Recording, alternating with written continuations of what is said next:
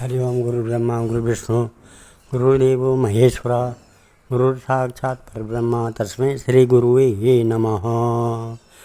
ओम माधो देवकी देवगर्भजननं गोपीगिरिवर्धनं मायापूतन जीवतापहरणं गोवर्धनोद्धारणं कंसच्छेदन कौरवादिहननं कुन्तीसुतापालनम् एतत् श्रीमद्भागवतं पुराणकथितं श्रीकृष्णलीलामृतं निगमकल्पतरोर्गलितं फलं शुकमुखाद्रव अमृतसंयुतं पिबत भागवतं रसमालया मुहुरहो रसिका भुवि भावुका।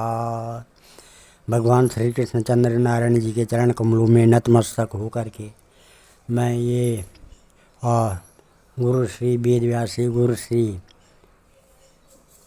माधवाश्रम जी, गुरु श्री आदि गुरु शंकराचार्य जी, गुरु श्री सुखदेव जी, गुरु श्री सुध जी, गुरु श्री नारद जी के चरण कमलों में नतमस्तक होकर के मैं ये श्रीमद् भागवत महापुराण दसम स्कंद का उत्तरार्ध भाग 53वां अध्याय शुरू करने जा रहा हूँ, जिसमें आज का प्रसंग है रुक्मणी हरण। श्री शुकवाच ब्रजर्व्यासतो संदेशं निशम्य यदुनंदनं प्रगिर्य पाणिना पाणि प्रसन्ना निदम अब्रवीत। श्री सुखदेव जी कहते हैं, परीक्षित, भगवान श्री कृष्ण ने विदर्भ राजकुमारी रुक्मणी का यह संदेश सुनकर अपने हाथ से ब्राह्मण देवता का हाथ पकड़ लिया और हंसते हुए यूँ बोले। श्री भगवान उवाच तथा अहम तच्चित्तो निद्रां च न लभे निशि वेदाहं रुक्मणी द्वेषान् मोद्वाहो निवारिता तामानयस्या उन्मथ्य राजन्या प्रसदान् मृदे मत्परा मन सुधांगी में दशो अग्निशिखामिव। भगवान श्री कृष्ण ने कहा, ब्राह्मण देवता, जैसे विदर्भ राजकुमारी मुझे चाहती है वैसे ही मैं भी उन्हें चाहता हूँ। मेरा चित्त उन्हीं में लगा रहता है। कहाँ तक कहूँ, मुझे रात के समय नींद तक नहीं आती है। मैं जानता हूँ कि रुक्मी ने द्वेषवश मेरा विवाह रोक दिया है, परंतु ब्राह्मण देवता, आप देखिएगा, जैसे लकड़ियों को मथ कर एक दूसरे से रगड़ कर मनुष्य उनमें से आग निकाल लेता है, वैसे ये युद्ध में उन नामधारी क्षत्रिय कुल कलंकों को तहस नहस करके अपने से प्रेम करने वाली परम सुंदरी राजकुमारी को मैं निकाल लाऊंगा। श्री सुखदेव जी कहते हैं,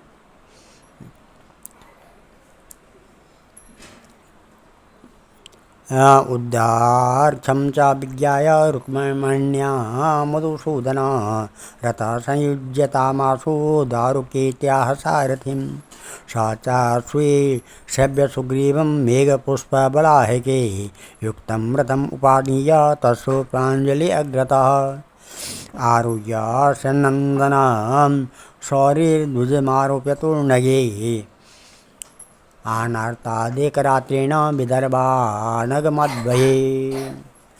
श्री सुखदेव जी कहते हैं, परीक्षित, मधुसूदन श्री कृष्ण ने यह जानकर के रुक्मिणी के विवाह की लग्न परसों में रात्रि में ही है, सारथी को आज्ञा दी कि दारुक तनिक भी विलम्ब न करके रथ जोत लाओ।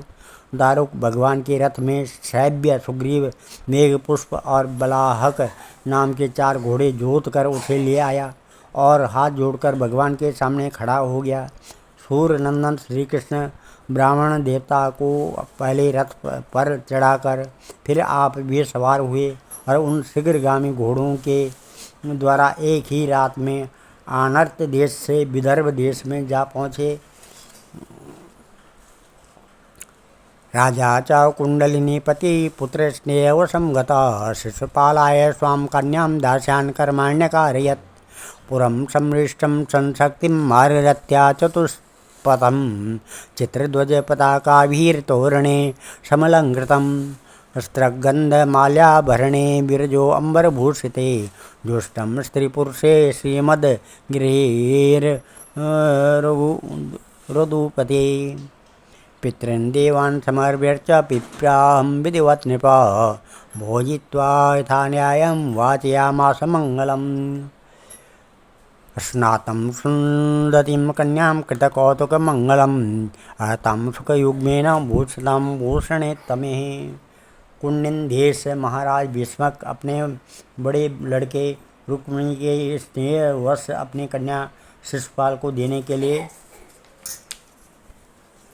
विवाह तैयार हो गए।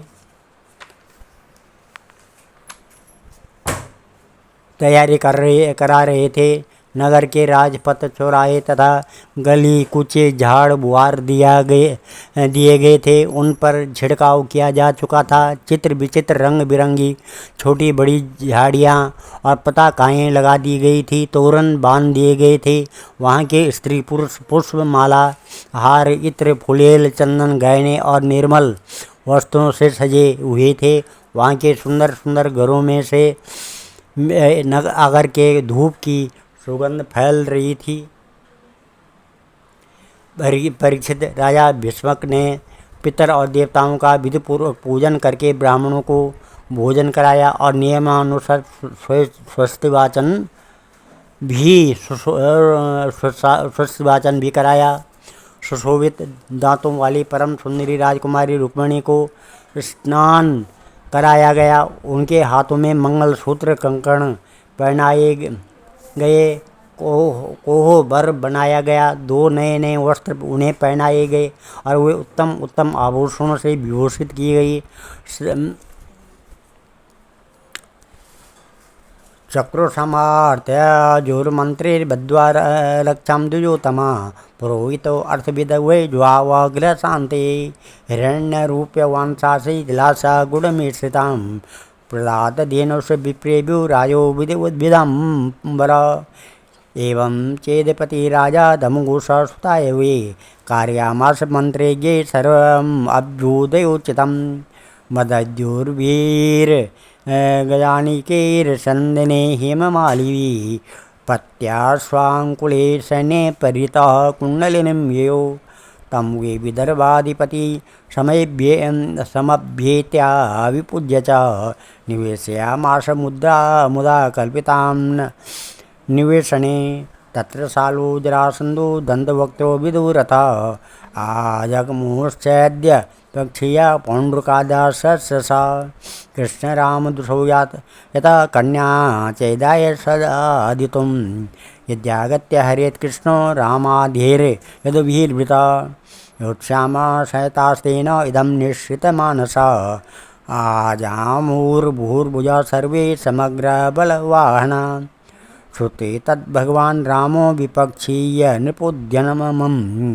कृष्णं चैकं गतं हर्तुं कन्यां कलहसङ्केतः बलेन महता सार्धं भ्रातृस्नेहपरिप्लुतः त्वरितं कुण्डलिनं प्रागात् गजास्वररथपत्तिभिः।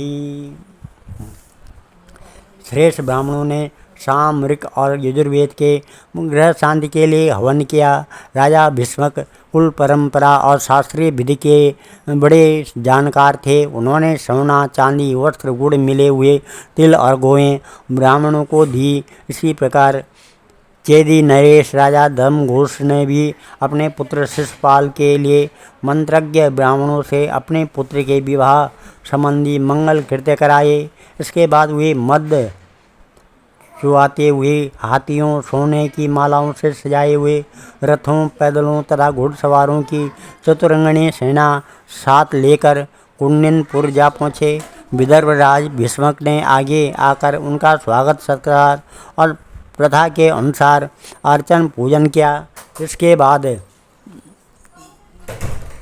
उन लोगों को पहले से ही निश्चित किए हुए जनवासों से आनंदपूर्वक ठहरा दिया। उस बारात में शाल्व जरासंध दंतवक्त्र विदुरथ और पौंड्रुक आदि शिशुपाल के हजारों मित्र नरपति आए थे। वे सब राजा श्री कृष्ण और बलराम जी के विरोधी थे और राजकुमारी रुक्मिणी शिशुपाल को ही मिले इस विचार से आए थे। उन्होंने अपने अपने मन में यह पहले से ही निश्चय कर रखा था कि यदि श्री कृष्ण बलराम आदि यदुवंशियों के साथ आकर कन्या को हरने की चेष्टा करेगा तो हम सब मिलकर उससे लड़ेंगे।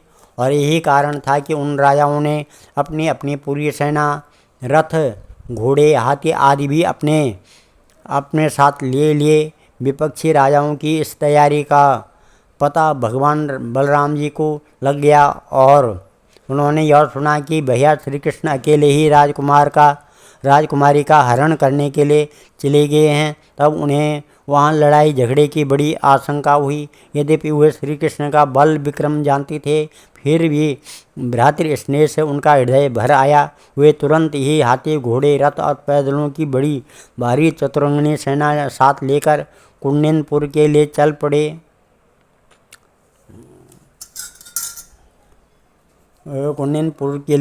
पड़े। भीष्मकन्यावरारोह काङ्क्षान्त्यागमनं हरे प्रत्यापतिमपश्यन्ति द्विजस्या चिन्तयत्तदा। ओहो ते यामन्तरित उद्वाहो मे अल्पराधसा न गच्छारविन्दाक्षो नाहं वेद्म्यत्र कारणम्। सोऽपि नावर्ततेऽद्यापि मत्सन्देशहरो द्विजा अपि मय्या नयावामवत्मा दृष्ट्वा किञ्चित् जुगुप्सितं मत्पाणिग्रहणेनूनं नायति हि कृतोद्यम। दुर्भगाया न मे धाता नानुकूलो महेश्वर। देवी वा विमुखा गौरी रुद्राणी गिरिजा सती। एवं चिन्तयति बाला गोविन्दा हृतमानसा न मीलयत कालज्ञा नेत्र च श्रुकलाकुले। एवं बद्ध्वा प्रतीक्षन्त्या गोविन्दागमनं नृपा वाम उरुर्भुजो नेत्रं स्फुरन् प्रियभाषिण। अथ कृष्णा विनिर्दिष्टा सा एव द्विजसत्तमा अन्तःपुरचरीं देवीं राजपुत्रीं ददर्शः। सा तं प्रविष्टवदनम् अव्याघ्रात्मगतिं सती आलक्ष्य लक्षणाभिज्ञा समपृच्छाशोचिस्मिता। इधर परम सुंदरी रुक्मिणी जी भगवान श्री चिस्मता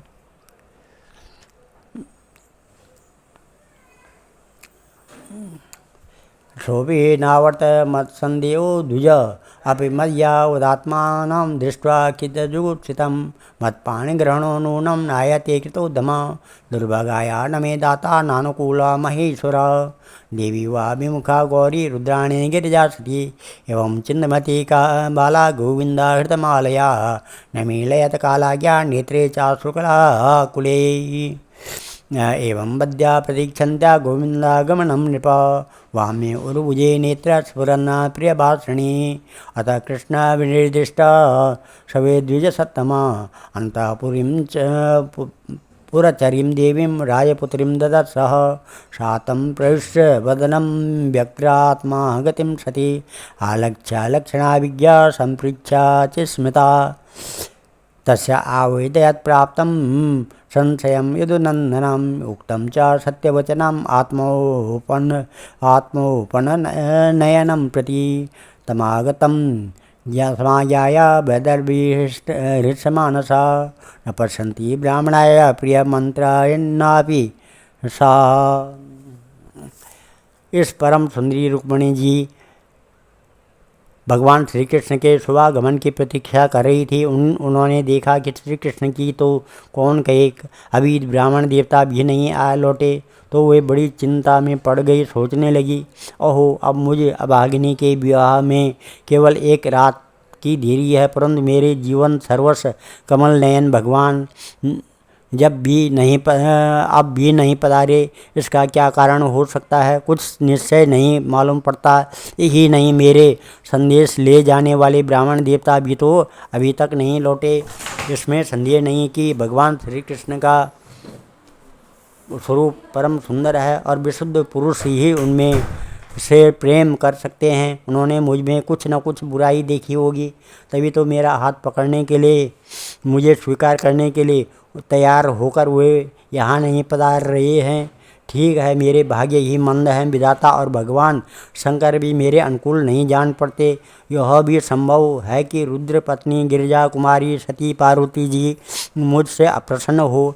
परीक्षित रुक्मिणी जी इसी उधेड़ बुन में पड़ी हुई थी। उनका संपूर्ण मन और उनके सारे मनोभाव भक्त मन चोर भगवान ने चुरा लिए थे। उन्होंने उन्हीं को सोचते सोचते अभी समय है ऐसा समझकर अपने आंसू भरे नेत्र बंद कर लिए।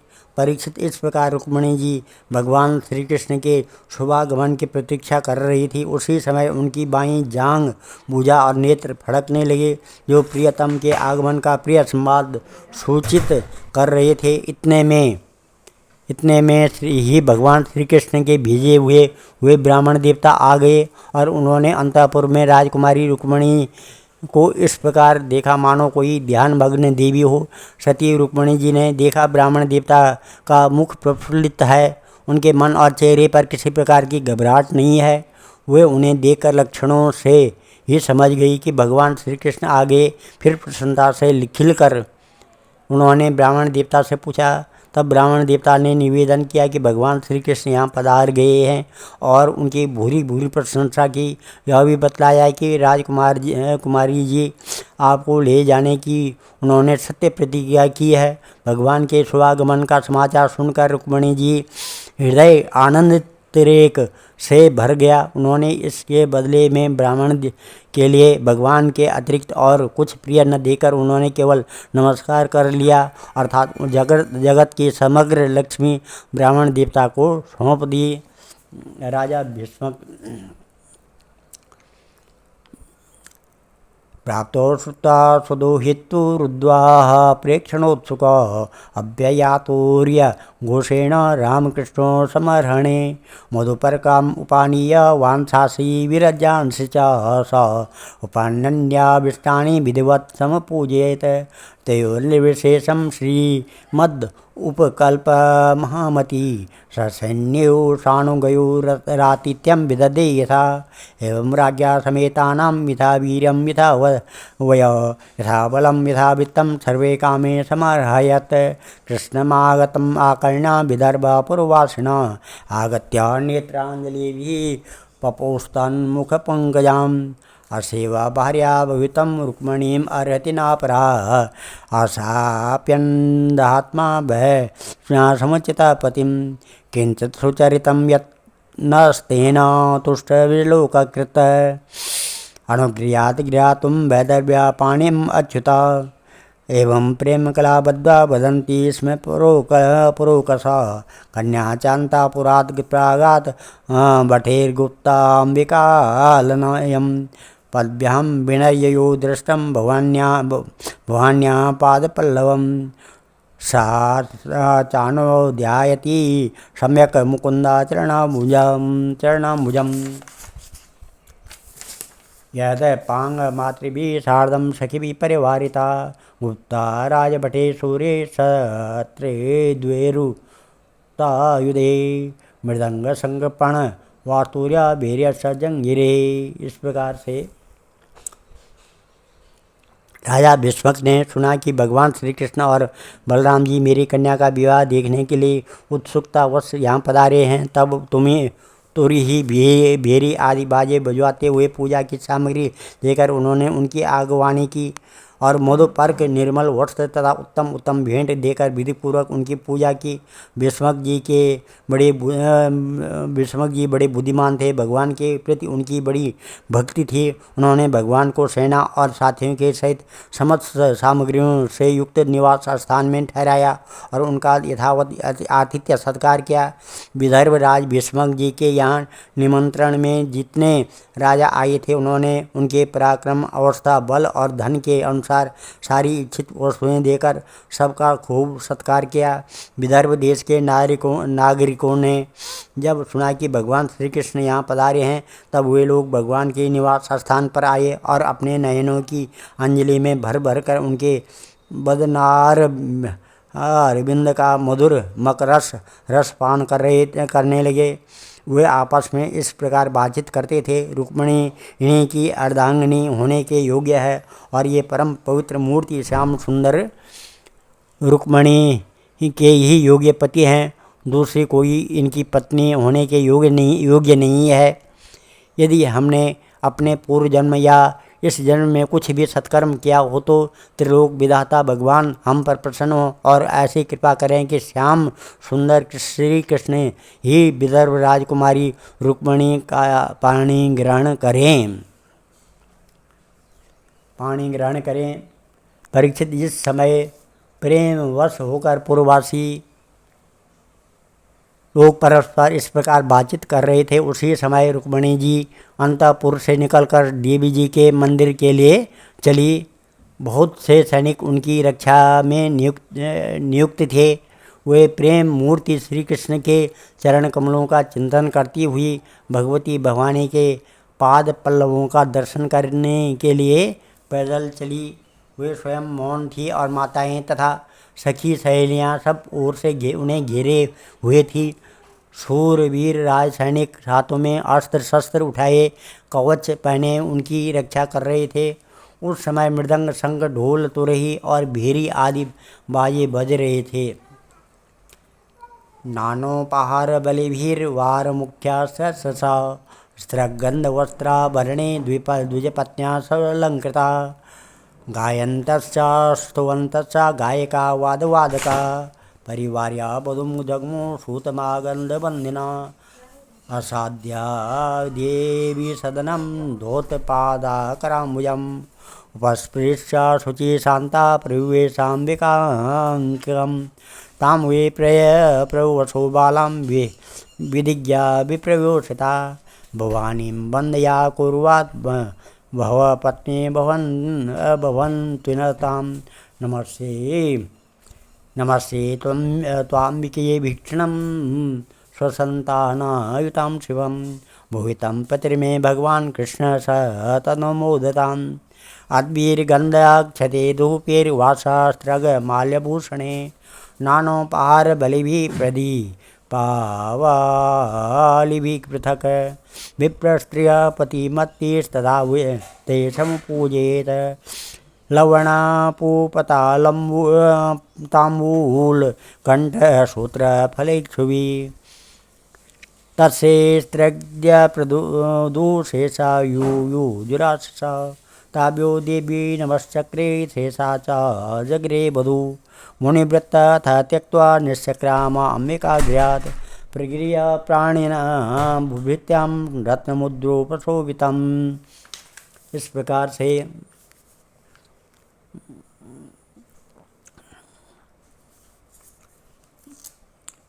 बहुत सी ब्राह्मण पत्नियां पुष्पमाल्या चंदन आदि सुगंध द्रव्य और गहने कपड़ों से सज धज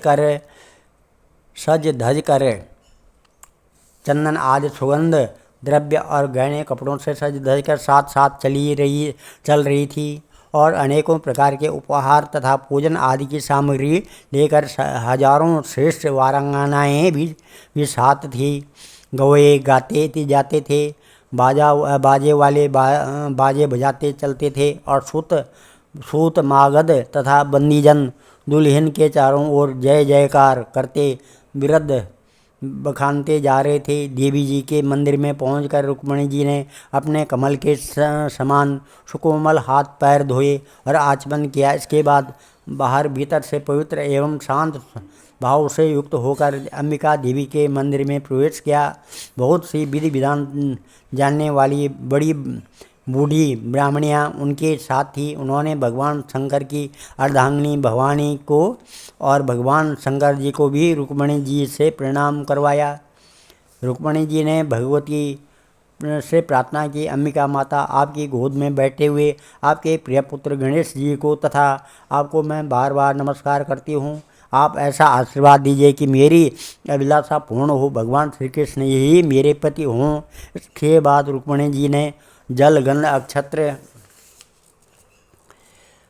धूप वस्त्र पुष्पमाला हार आभूषण अनेकों प्रकार के नैवेद्य भेंट और आरती आदि सामग्रियों से अंबिका देवी की पूजा की। तदंतर उक्त सामग्रियों से तथा नमक पुआ पान कंठ सूत्र फल और ईख से सुहागिन ब्राह्मणों की भी पूजा की। तब ब्राह्मणों ने उन्हें प्रसाद देकर आशीर्वाद दिए और दुल्हन ने ब्राह्मणों और माता अंबिका को नमस्कार करके प्रसाद ग्रहण किया। पूजा अर्चना विधि समाप्त हो जाने पर उन्होंने मौन व्रत तोड़ दिया और रत्न जटित अंगूठी से जगमगाते हुए कर कमल के द्वारा एक सहेली का हाथ पकड़कर वे गिरजा मंदिर से बाहर निकली। ताम देव मायामिव वीरमोहनी सुमध्यमं कुण्डलमण्डितानां श्यामं नितम्बार्पितरत्नमेखलां व्यञ्जस्तिनीं कुन्तलसङ्केतीक्षणां शुचिस्मितं बिम्बफलाधरद्युतिं शोणायमाद्विजकुन्दकुमलां परां चलन्तीं कलहंसगामिनीं सज्जत्यकलानूपुरदामशोभिनां विलोक्य वीरा मुहुः समागता सशुनातस्कृतक्षयार्जिता यां वीक्षते नृपतयस्तदोहादारहासा व्रीडावलोकहृतचेतस उञ्जिता सा पीतोच्छितो गजरथा स्वगता विमूढा यात्राच्छलेन हरेर्पयतिं सशोभनां शैवं शनैश्चलयति चलपद्मकोशो प्राप्तिं तदा भगवता पसमीक्षमाणा उत्सार्य वामकलजैर्लकानपाङ्गे प्राप्तं ह्रीक्षतनृपाण्डदृशेच्युतं सा तां राजकन्यां रथमारुरक्षतिं जहार कृष्णो दुषतां समीक्षतां रथं समारोप्य सुवर्णलक्षणं राजन्यचक्रं परिभूय माधवं ततो ययो रामपुरोगमे शने श्रीगालमद्यादिवभागध्वरी तं मानिना स्वाविभवं यशक्षयं परे जरासन्धवसानसेहिरे ओदिगस्मान् यश आतधन्वनां गोपैर्हिते केसरिणां मृगैरिव। परीक्षित, रुक्मिणी जी भगवान की माया के समान ही बड़े बड़े धीर वीरों को भी मोहित कर लेने वाली थी। उनका कटिभाग बहुत ही सुंदर और पतला था। मुखमंडल पर कुंडलों की शोभा जगमगा रही थी। वे किशोर और तरुण अवस्था की संधि में स्थित थी। नितंब पर जड़ाऊ करधनी शोभायमान हो रही थी। वक्षस्थल कुछ उभरे हुए थे और उनकी दृष्टि लटकती हुई अलकों के कारण कुछ चंचल हो रही थी। उनके होठों पर मनोहर मुस्कान थी। उनके दांतों की पांत थी तो कुंदन कली के समान परम उज्ज्वल, परंतु पके हुए कुंद रूह के समान लाल लाल होंठों की चमक से उस पर भी लालिमा आ गई थी। उनके पाँवों के पायजेब चमक रहे थे और उनमें लगे हुए छोटे घुंघरू रुंझन रुंझन कर रहे थे। वे अपने सुकुमार चरण कमलों से पैदल ही राजहंस की गति से चल रही थी। उनकी वह अपूर्व छवि देखकर वहाँ आए हुए बड़े बड़े यशस्वी वीर सब मोहित हो गए। कामदेव ने ही भगवान का कार्य सिद्ध करने के लिए अपने बाणों से उनका हृदय जर्जर कर दिया। रुक्मिणी जी इस प्रकार इस उत्सव यात्रा के बहाने मंद मंद गति से चलकर भगवान श्री कृष्ण पर अपना राजसी सौंदर्य निछावर कर रही थी। उन्हें देखकर और उनकी खुली मुस्कान तथा लजीली चितवन पर अपना चित्र लुटाकर हुए बड़े बड़े नरपति एवं वीर इतने मोहित और बेहोश हो गए कि उनके हाथों से अस्त्र शस्त्र छूटकर गिर पड़े और स्वयं भी रथ, हाथी तथा घोड़ों से धरती पर आ गिरे। इस प्रकार रुक्मिणी जी भगवान श्री कृष्ण के शोभागमन की प्रतीक्षा करती हुई अपने कमल की कली के समान सुकुमार चरणों को बहुत ही धीरे धीरे आगे बढ़ा रही थी। उन्होंने अपने बाएं हाथ की उंगलियों से मुख की ओर लटकती हुई अलकें हटाई और वहाँ आए और नरपतियों की ओर लजीली चितवन से देखा। उसी समय उन्हें श्याम सुंदर भगवान श्री कृष्ण के दर्शन हुए। राजकुमारी रुक्मिणी जी रथ पर चढ़ना ही चाहती थी कि भगवान श्री कृष्ण ने समस्त शत्रुओं के देखते देखते उनकी भीड़ में से रुक्मिणी जी को उठा लिया और उन सैकड़ों राजाओं के सिर पर पांव रखकर उन्हें अपने उस रथ पर बैठा लिया जिसकी ध्वजा पर गरुड़ का चिन्ह लगा हुआ था। इसके बाद जैसे सिंह सियारों के बीच में से अपना भाग ले जाया जाए, वैसे ही रुक्मिणी जी को लेकर भगवान श्री कृष्ण, बलराम जी आदि युद्धवंशियों के साथ वहाँ से चल पड़े। उस समय जरासंध के वशवर्ती अभिमानी राजाओं को अपना यह बड़ा भारी तिरस्कार और यश कीर्ति का नाश सहन न हुआ। वे सब के सब चिढ़ कर कहने लगे, ओहो हमें धिक्कार है, आज हम लोग धनुष धारण करके खड़े ही रहे और ये ग्वाले जैसे सिंह के भाग को हरिण ले जाएं, उसी प्रकार हमारा सारा यश छीन ले गए। आज इस कथा को यहीं पर विराम देते हैं। कल का है शिशुपाल के साथी राजाओं को और रुक्मिणी को हार तथा श्री कृष्ण रुक्मिणी विवाह के बारे में कथा आएगी। ओम मंगलम ओम नमः ध्येयं सदा परिभवग्नं मविष्टदोहं तीर्थात्पदं शिवभिरञ्जनुतं शरणं भृत्यातिहं प्रणतपालभवाब्धिपोतं वन्दे महापुरुषते चरणारविन्दं। सर्वे भवन्तु सुखिनः, सर्वे सन्तु निरामया, सर्वे भद्राणि पश्यन्तु मा कश्चित् दुःखभाग् भवेत्। धन्यवाद।